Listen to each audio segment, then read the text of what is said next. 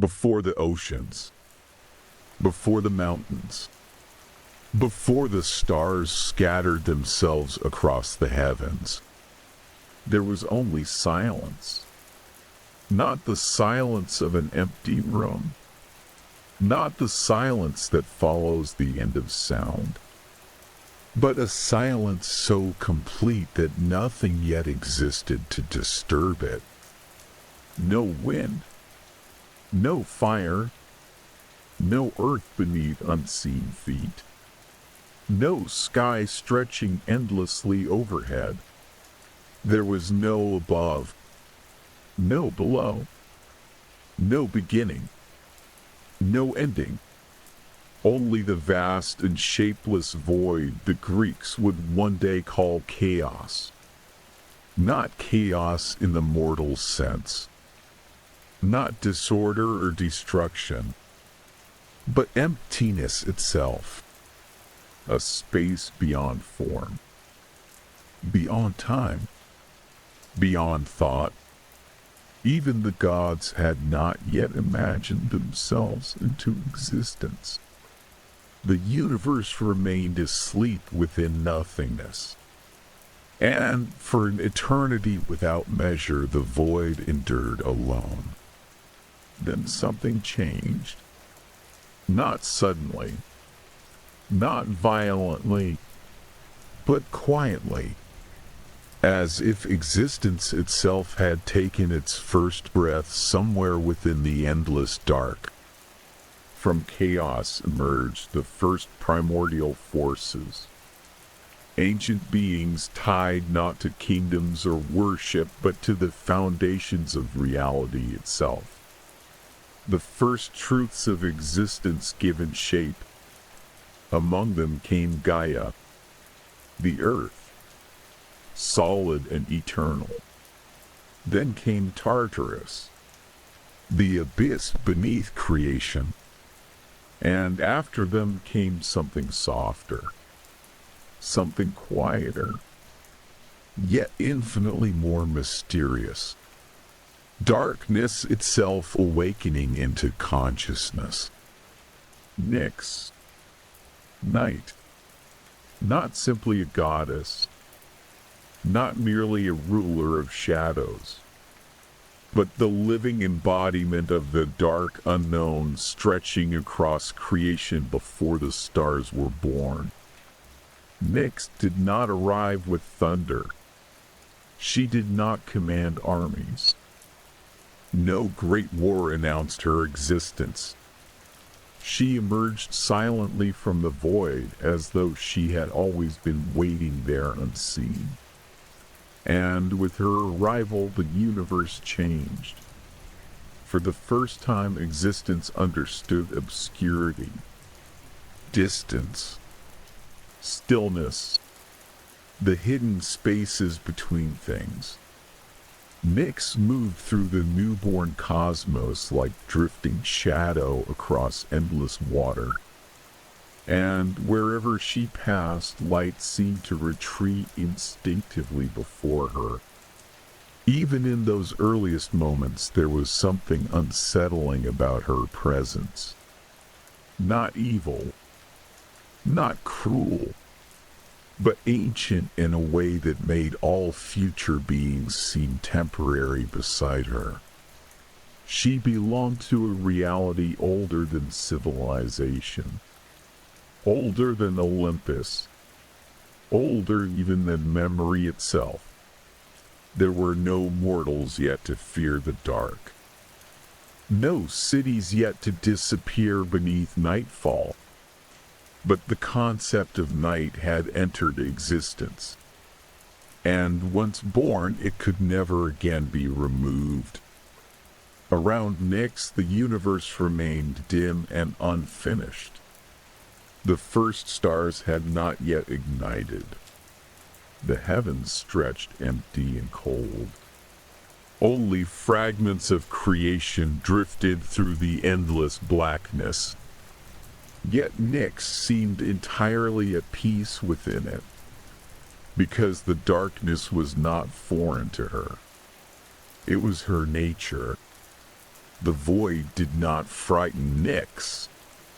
She had emerged from it, and in many ways she remained part of it still. As time slowly unfolded, the primordial world expanded. More forces emerged from chaos. More ancient beings took shape within reality. But even among these first entities, Nyx carried unusual presence. The others represented pieces of existence. Nyx represented the unknown surrounding all of them. And unknown things inspire fear long before they inspire understanding. Even the earliest gods felt this instinctively. For darkness hides what cannot yet be seen.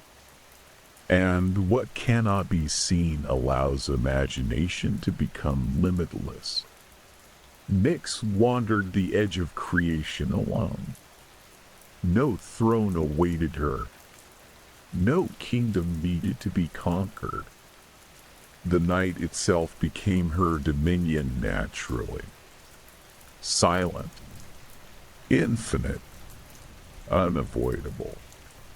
And though countless gods would rise after her, though Olympus would one day shine brightly above the world, though mortals would build temples beneath the stars and pray for protection from unseen horrors, night would always return, because Nyx existed before the gods, before prophecy, before death, before the world itself fully understood what it had become.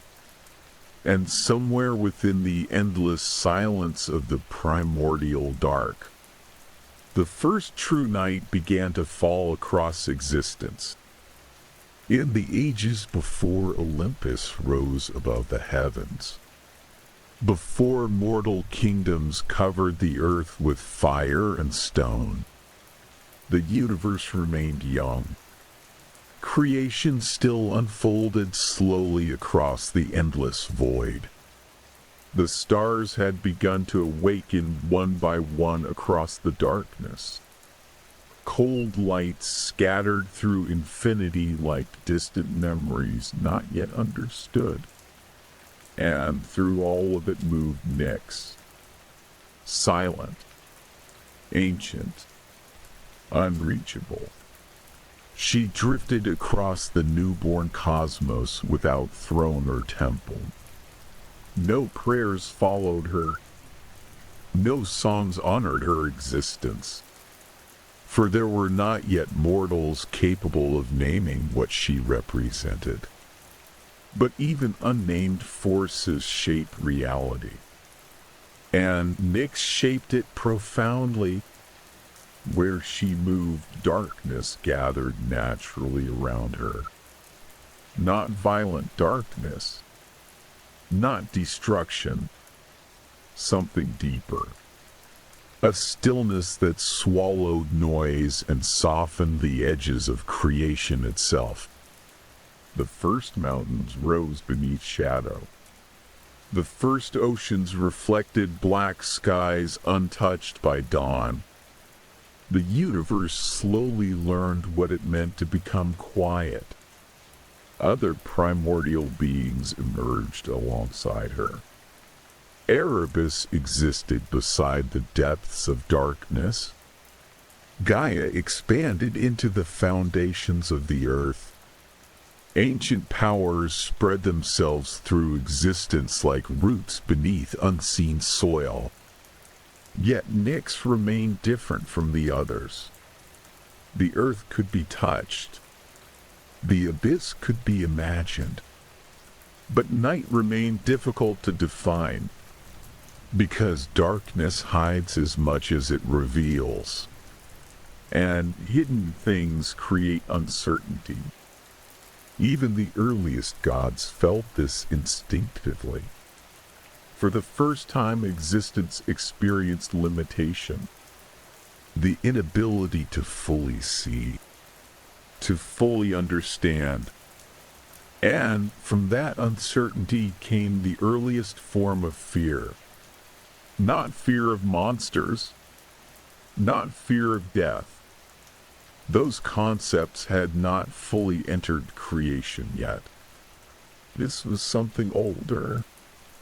The fear of the unknown. Nyx became the embodiment of that mystery. She did not threaten the cosmos openly. She simply existed within it. And existence itself bent around her presence. The first cycles of night began to spread across the heavens. Darkness moved over the young world in slow, endless rhythm. Light faded, then returned, then faded once more. And so time itself slowly became measurable through the movement of shadow.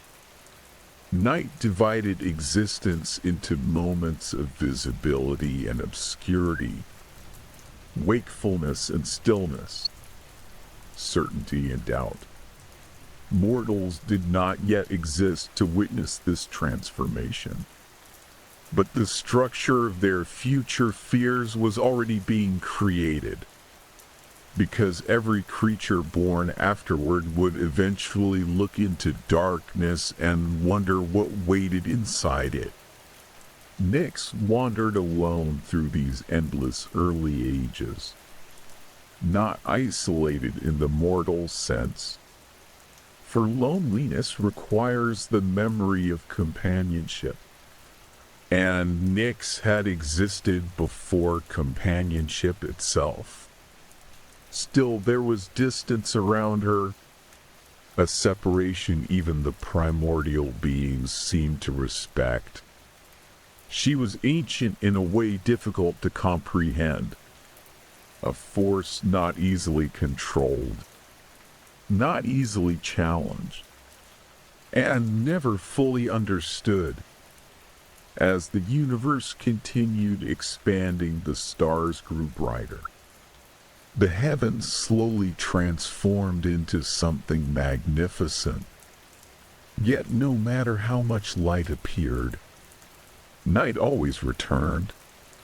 This truth became one of the oldest laws of existence. Darkness could retreat, but it could never disappear. And within that endless cycle, Nyx remained eternal, watching silently as creation unfolded beneath her shadow.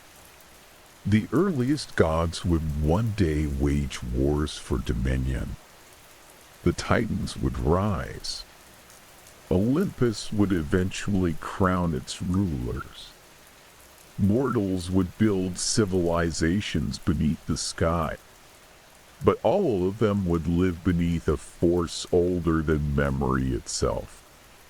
For every kingdom eventually sleeps. Every fire eventually dims. Every living thing eventually closes its eyes beneath the night. And somewhere beyond the stars, beyond the reach of mortal understanding, Nyx continued drifting through the infinite dark. The first great mystery of existence, a reminder that before light shaped the world, darkness had already claimed it first. As creation continued to unfold beneath the endless sky, the universe began to change in more subtle ways. Not only through the rise of land and sea, not only through the spread of light across the heavens, but through the emergence of states of being that had never existed before. Rest, unconsciousness, dreaming, and all of it began within the presence of Nyx. Night did not only cover the world, it influenced what the world became when it could no longer see itself. Within the depths of her domain, something new began to take shape. From Nyx came the force of sleep, a gentle presence that moved across creation like drifting mist. This was Hypnos, the god of sleep, not a violent force, not a ruler of fear, but a quiet surrender that came over all living things. When Hypnos spread through the world for the first time, existence learned stillness in a new form. Not the stillness of darkness, but the stillness of release. Eyes closing beneath unseen weight. Thoughts dissolving into softness. Bodies becoming motionless beneath the night sky. Even the earliest beings of creation could not resist him. For sleep is not a command. It is a condition woven into existence itself. Alongside Hypnos came his more intricate siblings, the spirits of dreams. Among them was Morpheus, a shape of imagination formed within the sleeping mind. Morpheus did not simply create visions. He shaped entire realities within consciousness. Cities that never existed. Voices of people long gone. Futures that might never come to pass. Within dreams, the boundaries of reality dissolved completely. And Nyx watched all of it unfold. Silently. Without interference. Because these were not separate from her. They were extensions of the night itself. Sleep and dreams were not escapes from darkness. They were expressions of it, as mortals would one day learn. Even rest belongs to the night. As Hypnos spread through creation, beings began to understand a new rhythm. Awakening and sleep, light and darkness, presence and absence. The world began to breathe in cycles for the first time. And within those cycles, memory itself became fragile. Dreams blurred the line between truth and illusion. A place where reality could no longer fully anchor itself.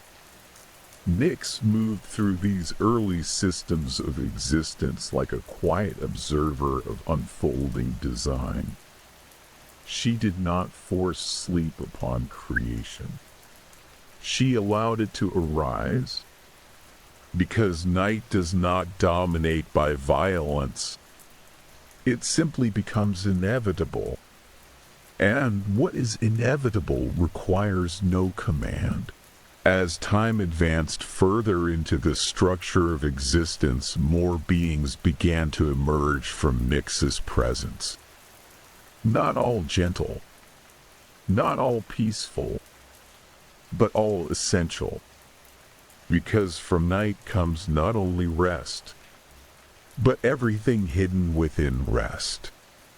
Desire, fear, memory, loss, and soon even death itself would find its origin within her shadow.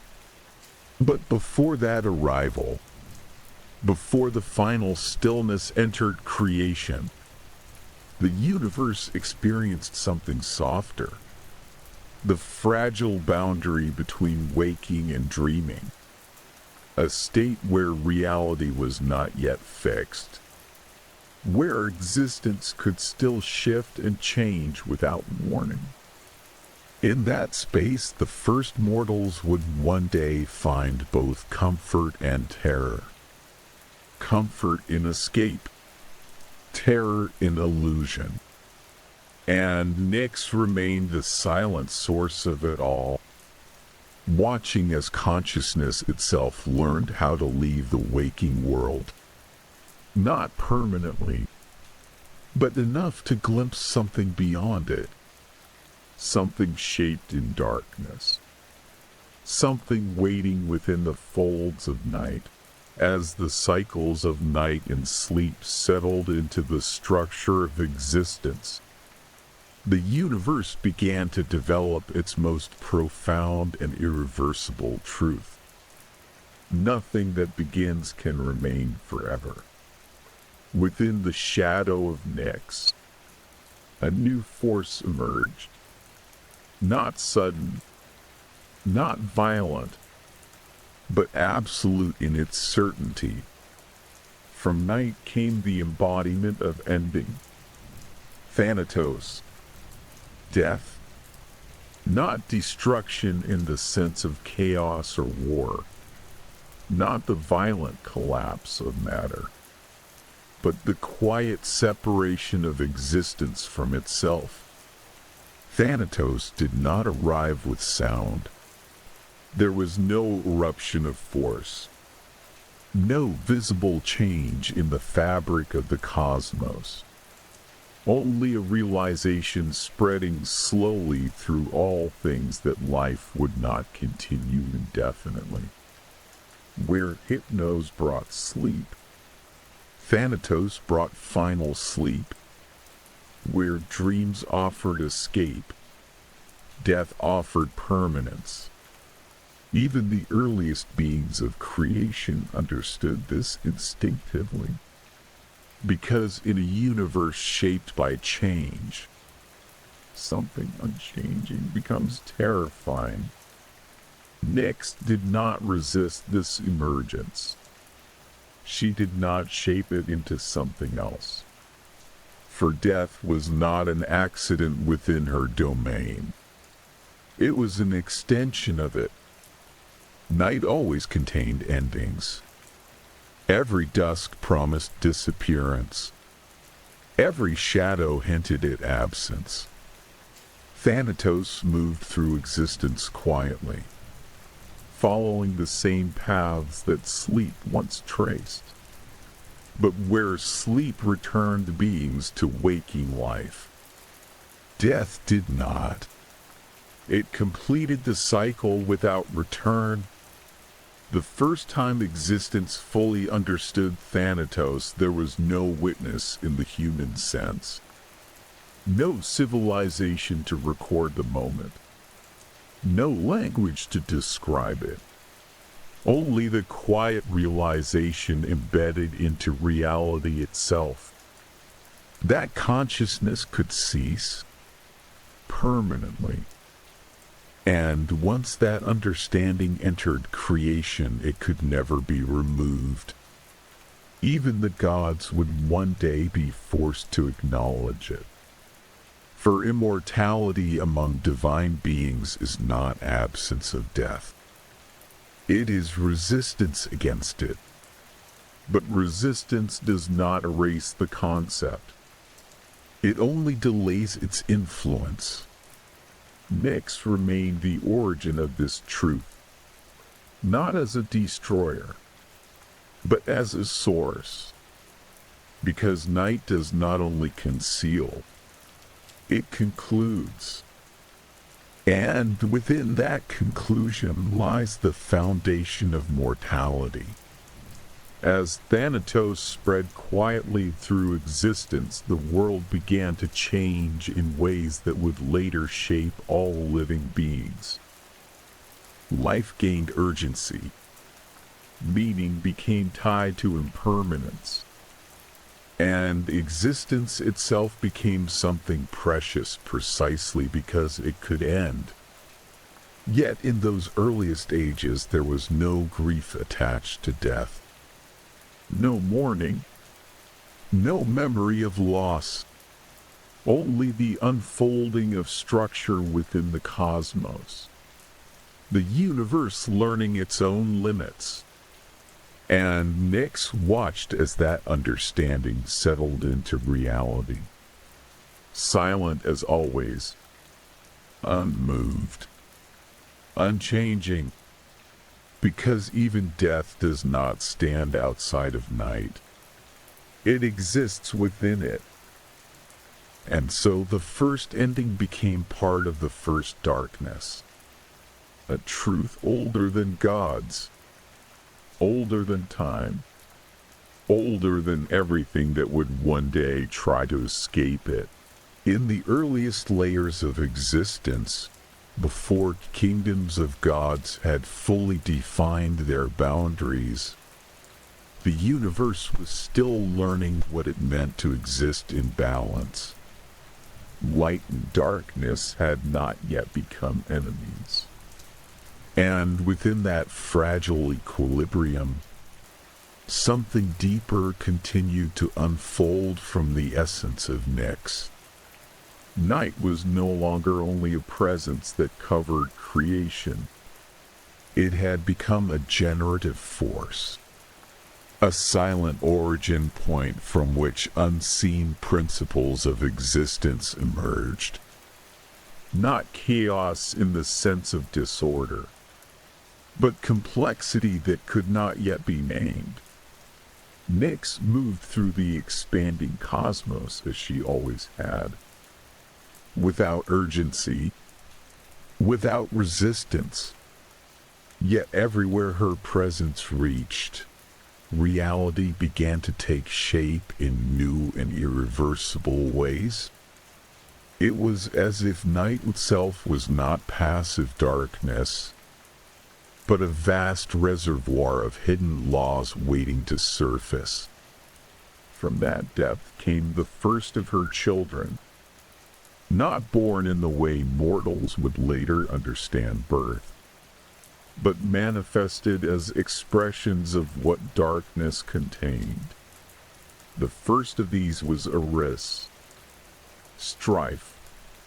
She did not arrive with destruction already formed. She arrived as a single disruptive truth placed into existence. That harmony is never permanent. Wherever life or order attempted to stabilize, Eris ensured that tension would eventually find its way in. She did not need to act violently. Her mere presence ensured that conflict would always remain possible. And possibility, once introduced, cannot be removed from reality. Following her came Nemesis. Not as chaos, not as emotion, but as correction woven into the structure of existence itself. Nemesis represented the silent accounting of imbalance. Wherever excess accumulated, she would eventually appear. Not immediately, not visibly, but inevitably. She was not punishment in the human sense. She was consequence made inevitable. If Eris was the breaking of harmony, Nemesis was the return to balance. Together they formed a cycle that even the gods would one day be forced to acknowledge. Then came the Charis. Not singular, but plural manifestations of violent endings. They were not peaceful transitions. They were moments of rupture, the instant where breath ends abruptly, where life is severed from continuity, where existence collapses not gradually, but completely and without warning. They moved through the edges of creation unseen, drawn to conflict, drawn to war, drawn to the places where mortality would one day become most apparent. And still Nyx did not intervene, because these forces were not foreign to her. They were expressions of her domain. Night does not distinguish between comfort and terror. It simply contains both. As these children spread through the fabric of existence, the universe began to feel heavier. Not physically, but conceptually. Reality itself became layered. Every moment of peace carried the possibility of disruption. Every structure carried the seed of collapse. Every existence carried an unseen endpoint, even before mortals existed to understand it.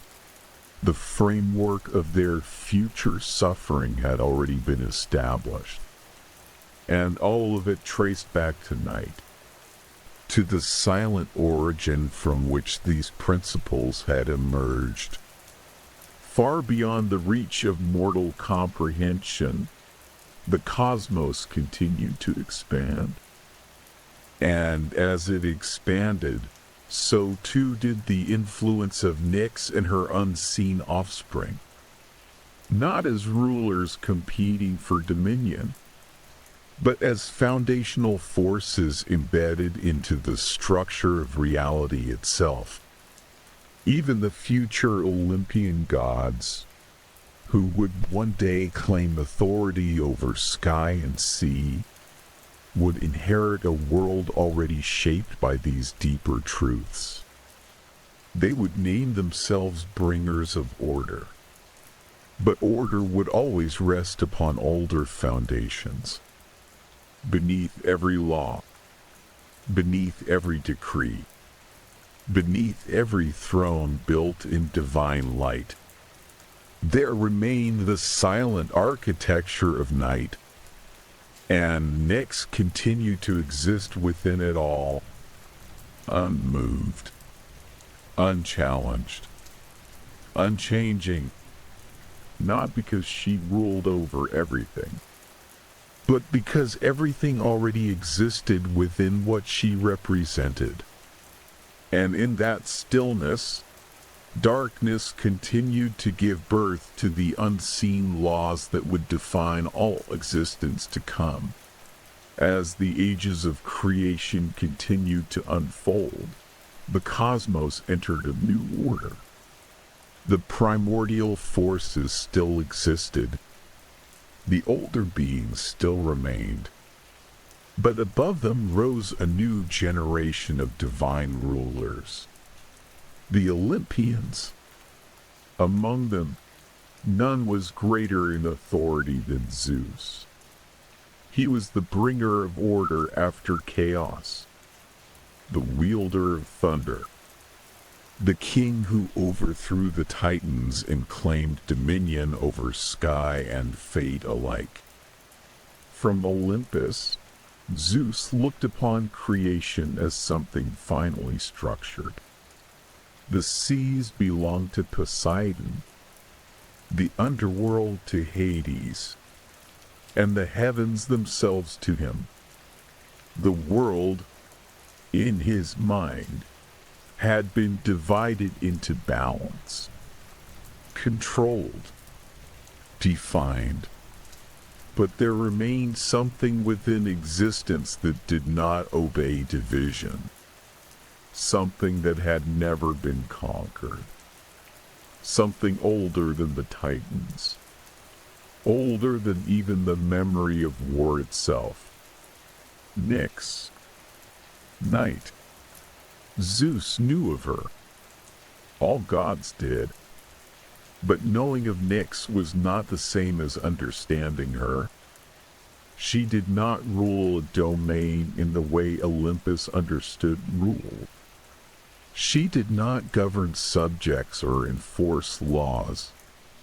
She simply was a presence woven into the fabric of reality itself. And that distinction mattered more than any throne. For even Zeus, who had defeated cosmic forces of immense power, understood something unspoken. Some beings cannot be ruled. They can only be endured. There are many versions of the tale, but all agree on one truth. Zeus once considered asserting his authority even over the deepest primordial forces, not out of necessity, but out of the nature of kingship itself. To rule is to extend control, and control always seeks completion. Yet when his thoughts turned toward Nyx, something restrained him. Not fear in the mortal sense, not panic, but recognition. A kind of ancient awareness that even Olympus could not override what came before it. For Nyx was not a rival. She was not an enemy. She was not even a subject within the hierarchy Zeus believed he governed. She existed outside it entirely. To confront her would not be to engage in conflict. It would be to misunderstand reality itself.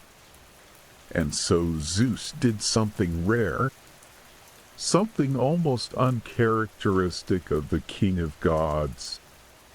He did not act. Instead, he acknowledged limit. Within the structure of divine myth, there is a moment often remembered in silence rather than spectacle. A moment where Zeus recognizes that not all authority can be extended, that some forces remain beyond decree. Nyx was one of them. Even Olympus, radiant and powerful, existed beneath her domain. Because night does not obey rulership. It surrounds it. It predates it. And it outlasts it. While Zeus ruled the brightness of the sky, Nyx governed the absence that made that brightness meaningful. Without night, light loses definition. Without darkness, illumination becomes indistinguishable from void. And so, paradoxically, even Zeus' authority depended on the existence of what he could not control. In this realization lies the quiet boundary of Olympus. Not a wall, not a war, but an understanding that there are limits written into existence itself. And Nyx stands upon that boundary, unmoved by divine authority, unaffected by proclamations from thrones of gold. She remains where she has always been, at the foundation of reality, older than rule, older than rebellion, older than the concept of dominion itself. And Zeus, the king of gods, does not challenge her, because some truths are not conquered. They are recognized, and once recognized, they cannot be unmade. So Olympus continues its reign above the world. Thunder echoes across the heavens. Kings pray. Mortals fear. And the gods shape fate within their domains. But beneath all of it, unchanged and eternal, lies the quiet presence of night. And in that night, Nyx remains.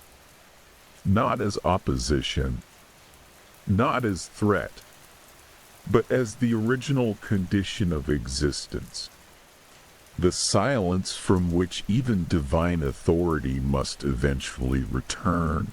Even after the rise of Olympus, the world was never fully divided. The sky belonged to Zeus, the sea to Poseidon, the dead to Hades. Yet beneath all of these realms there existed something older than their boundaries. A presence that did not belong to any division. A force that moved through them without being contained by them. Nyx. Night did not recognize borders. It passed through sky, sea, and earth alike.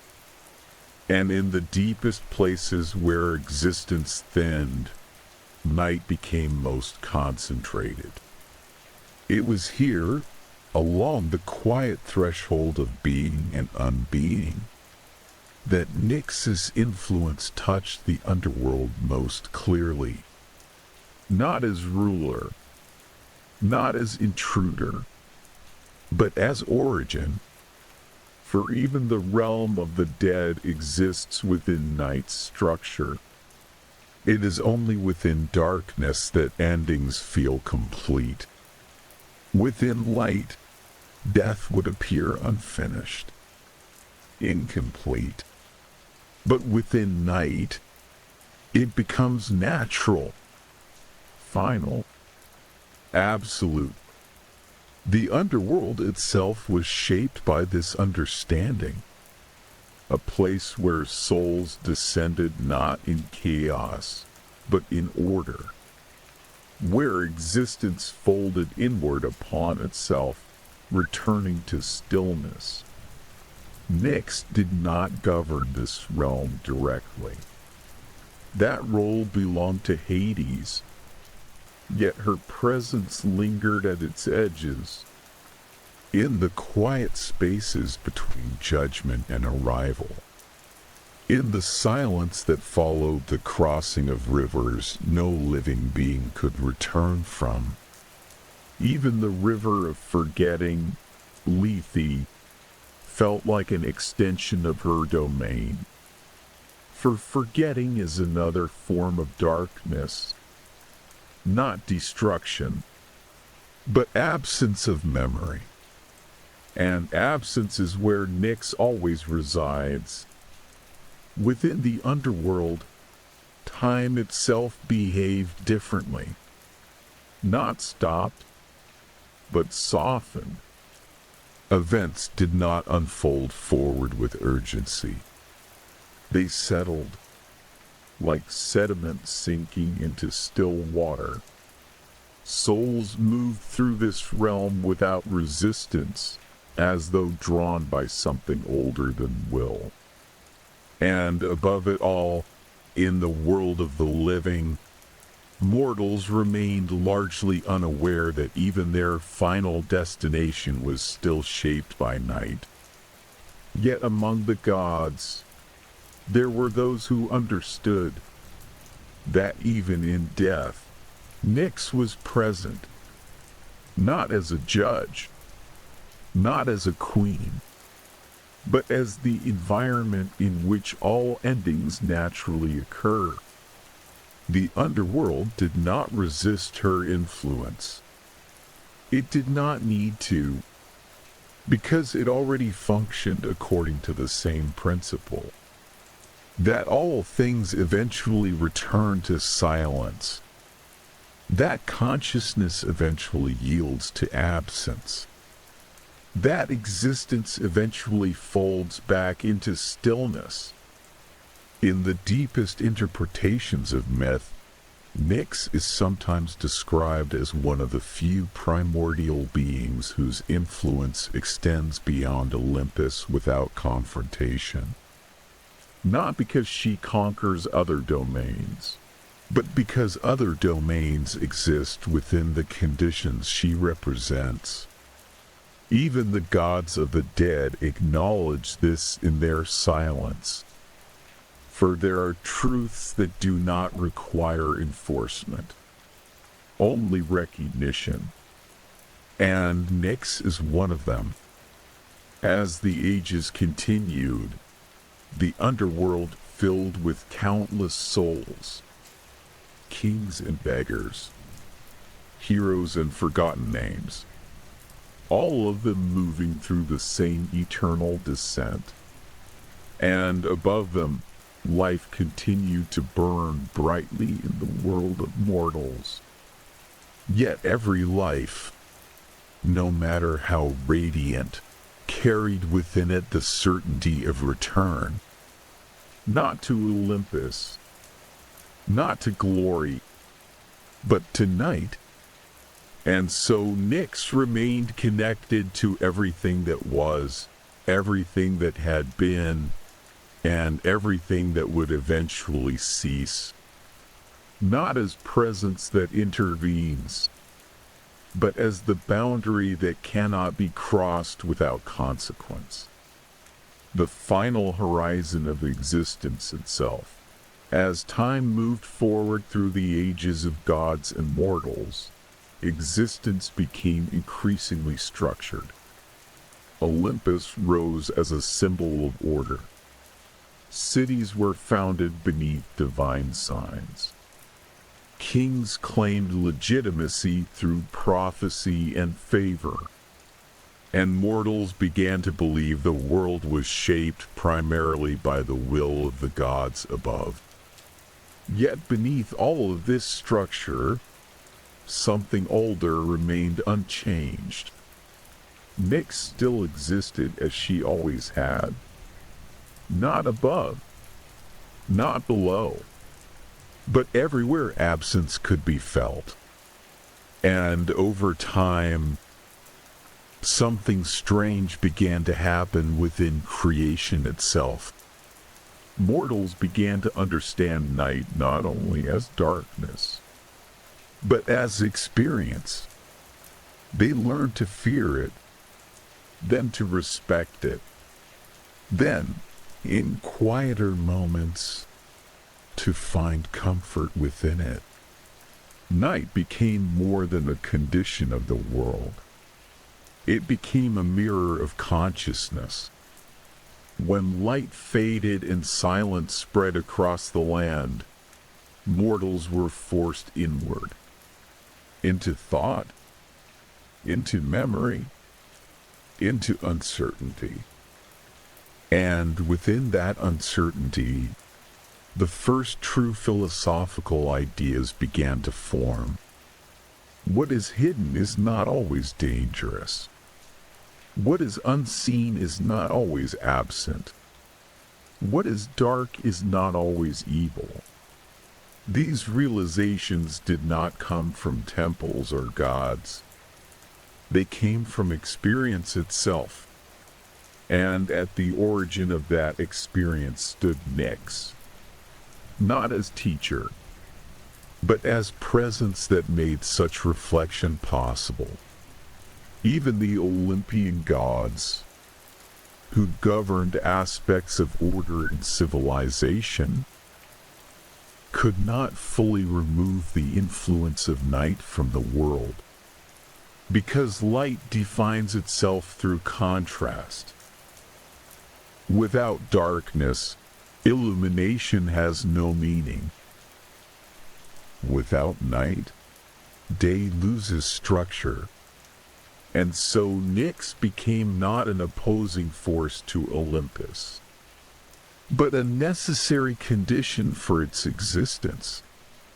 The world existed in balance not because opposing forces fought equally, but because certain forces could not be removed without unraveling reality itself.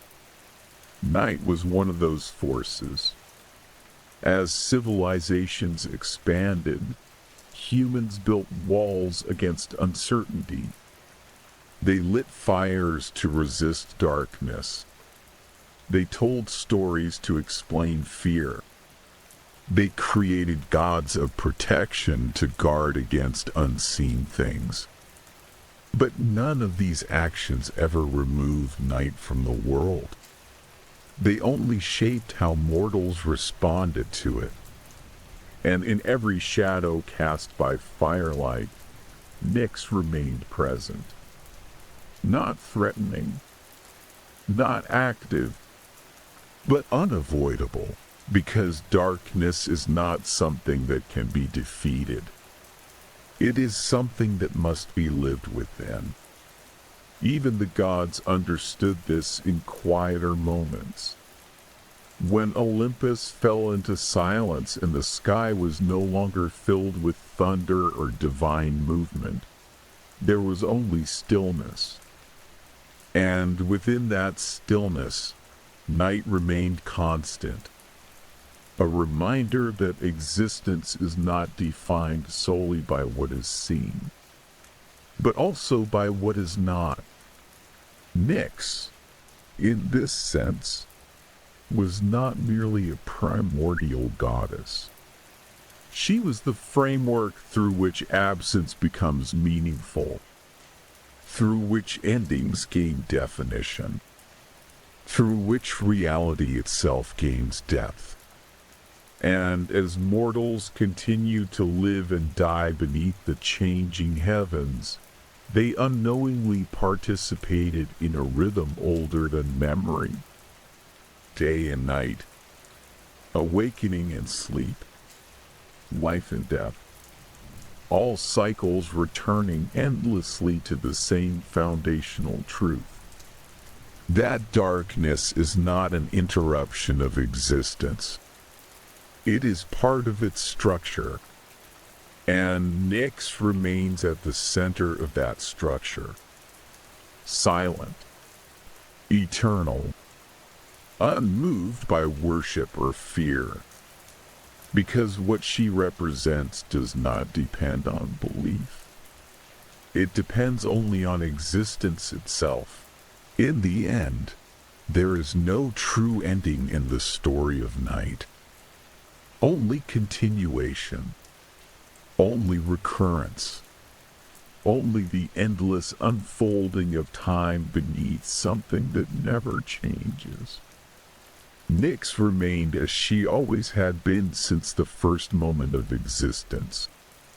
Not as ruler, not as participant, but as the condition through which all things are able to appear and disappear. By this time, the world had changed countless times. Empires rose and collapsed beneath shifting sands. Kings declared themselves chosen by the gods. Cities reached for the sky with stone and ambition. And mortals learned to name everything they feared in order to feel control over it. But none of these changes reached the foundation of night itself, because Nyx did not exist within history. She existed before it, and beyond it. Even the great Olympian order, shaped by Zeus and his dominion over sky and thunder, remained dependent on the same cycle that governed all existence. Day required night to define its boundaries. Light required darkness to exist as contrast. And life required ending in order to be understood at all. Nyx did not oppose Olympus. She outlasted it conceptually. For what is built upon something cannot remove the foundation beneath it.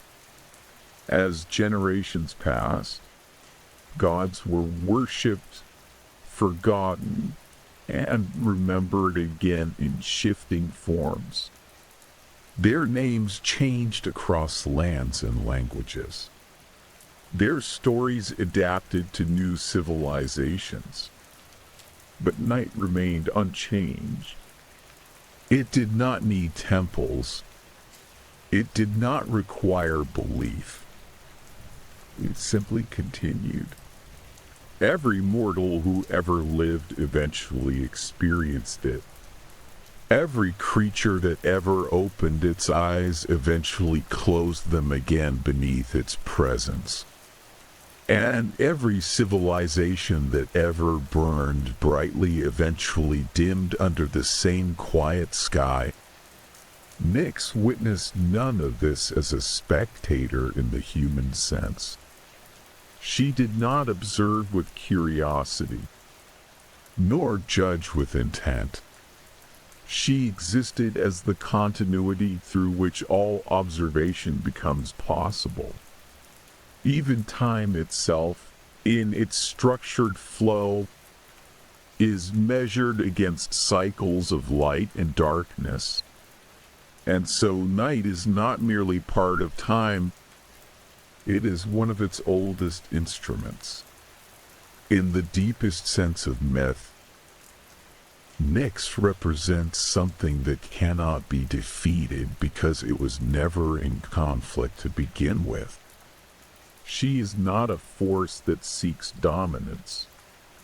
She is the space in which dominance is measured, not an enemy of creation, but its earliest boundary.